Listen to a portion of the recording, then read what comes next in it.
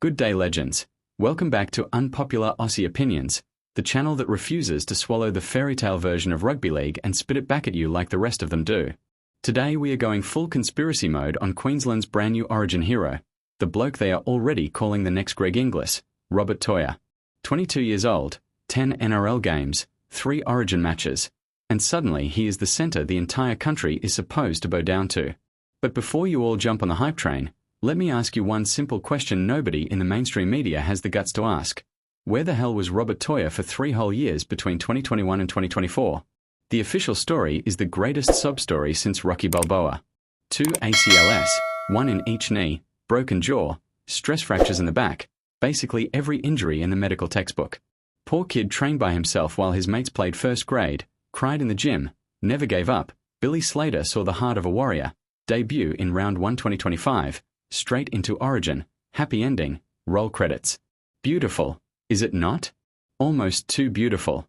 Because when someone vanishes off the face of the earth for 3 seasons and then magically reappears running 155 metres in an origin decider, alarm bells should be ringing louder than the siren at full time. Let us break this down like adults instead of drinking the Maroons' Kool-Aid. First red flag, the timeline does not add up. Toia signs with the Roosters as a teenage prodigy in late 2020. Supposed to be the next big thing. Then poof, gone. The club barely mentions him for 3 years. You would think a top-line junior with back-to-back ACLs would get the occasional injury update video, a few Instagram posts from the rehab group, something. Instead, there is almost nothing. A couple of vague lines on the Roosters website and that is it. Almost like someone wanted him kept quiet. Second red flag, the injuries themselves. 2 ACLs in consecutive seasons is brutal, sure, but it is not unheard of. What is unheard of is a professional club letting $1 million prospect disappear into the wilderness with no footage, no interviews, no road to recovery documentary that every other club pumps out when one of their kids is hurt. When Reece Walsh did his knee, we saw him every week. When Sam Walker got injured, we got updates. Robert Toia. Radio silence. Why? Third red flag. The sudden resurrection in 2025. Pre-season hits, Toia is suddenly fully fit, running faster than ever, smashing contact sessions, and Billy Slater is already whispering his name for Origin before the kid has even played a single NRL game that year. 10 matches later, he is starting game 1 ahead of blokes like Dane Gagai and Valentine Holmes who have bled for Queensland for a decade. Tell me that smells right to you. So what really happened during those missing 3 years?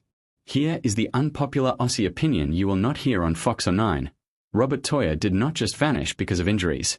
Something else went down. Something the Roosters and the Maroons wanted buried deeper than a Queensland forward's head in a tackle. Was it off-field trouble they paid to keep quiet? Was it a failed drug test they swept under the carpet?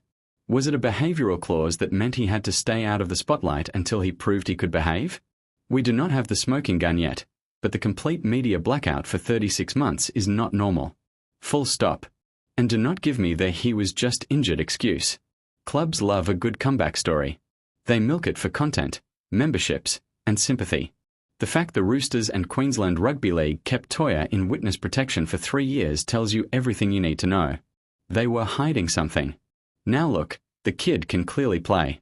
Shutting down Latrell Mitchell in Game 3 was a masterclass. But being a gun footballer does not mean you get a free pass on whatever happened between 2021 and 2024. The truth always comes out eventually, and when it does, today's golden boy might just become tomorrow's cautionary tale.